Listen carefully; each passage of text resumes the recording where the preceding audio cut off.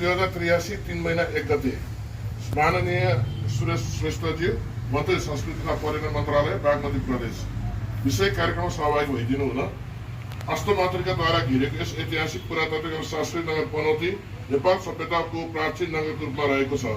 यस तान्त्रिक भूमिमा अनेकौं जात्रा पर्वहरू मठ मन्दिर रहेका छन्।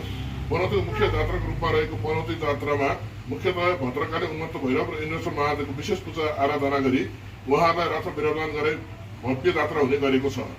यसै सन्दर्भमा पनौती नेपाल संस्थाको पहल सम्पदा संरक्षण महाअभियानको सक्रियता र विनायक फाउन्डेसनको आर्थिक व्यवस्थापन एवं वरिष्ठ मूर्तिकार रवि साकेतद्वारा निर्माण गरी उन्मत्त भैरवको रथमा विराजमान हुनुहुने साक्षात उन्मत्त भैरवको गरगहना आवश्यक आभूषण तथा मुकुट तयार गरिएको छ।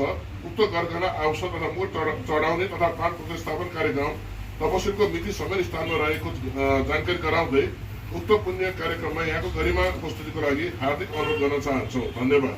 कार्यक्रम मिति 2083 असार 8 गते सोमबार, समय बिहान 8 बजे, भेला हुने स्थान महालक्ष्मी मन्दिर प्राङ्गण, पूजा हुने स्थान इन्द्रेश्वर मन्दिर प्राङ्गण, निवास श्रेष्ठ अध्यक्ष। फोन गरिदिनु अथवा माया आशीर्वाद